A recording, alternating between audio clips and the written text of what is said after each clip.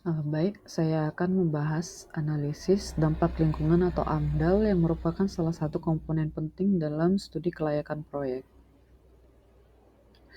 AMDAL sendiri dikembangkan sejak tahun 1970 dengan nama Environmental Impact Analysis atau EIA.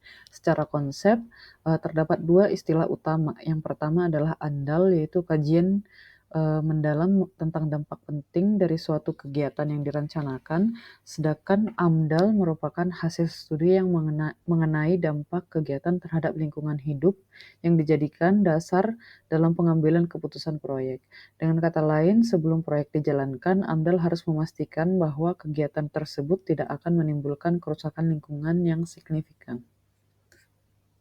Manfaat pertama dari AMDAL adalah sebagai alat untuk mengidentifikasi dampak lingkungan yang mungkin timbul dari suatu proyek. Proses ini mencakup analisis terhadap dampak langsung maupun tidak langsung, baik terhadap udara, air, tanah, keragaman hayati maupun terhadap aspek sosial masyarakat sekitar. Dengan adanya identifikasi sejak awal, perusahaan atau instansi pelaksana proyek dapat menyiapkan strategi pencegahan dan mitigasi dampak agar proyek dapat berjalan tanpa mengganggu keseimbangan lingkungan. Manfaat kedua dari AMDAL adalah mendukung perencanaan yang berkelanjutan melalui kajian AMDAL. Suatu proyek dapat disusun agar ramah lingkungan dan berkesinambungan.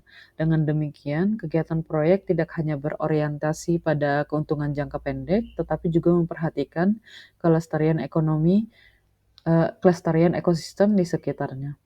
Konsep ini mendukung tujuan pembangunan berkelanjutan atau sustainable development, di mana pembangunan ekonomi, sosial, dan lingkungan harus berjalan seimbang. Selanjutnya, manfaat ketiga dari AMDAL adalah sebagai dokumen penting dalam proses perencanaan proyek.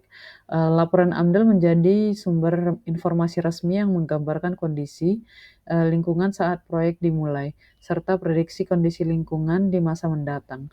Dokumen ini sangat berguna dalam dua hal. Pertama, sebagai bahan evaluasi bagi proyek lain yang mungkin akan dibangun di lokasi yang sama atau berdekatan. Yang kedua, sebagai alat legalitas karena laporan AMDAL ini wajib dilampirkan dalam proses perizinan proyek. Dengan adanya dokumen ini, pemerintah dapat melakukan pengawasan dan memastikan proyek berjalan sesuai dengan standar lingkungan yang berlaku. Sebagai kesimpulan, dapat disimpulkan bahwa AMDAL memiliki peran strategis dalam menjaga keseimbangan antara pembangunan dan pelestarian lingkungan. AMDAL membantu mengidentifikasi potensi dampak negatif, memastikan perencanaan proyek berjalan secara berkelanjutan, dan menjadi dokumen penting dalam pengawasan lingkungan.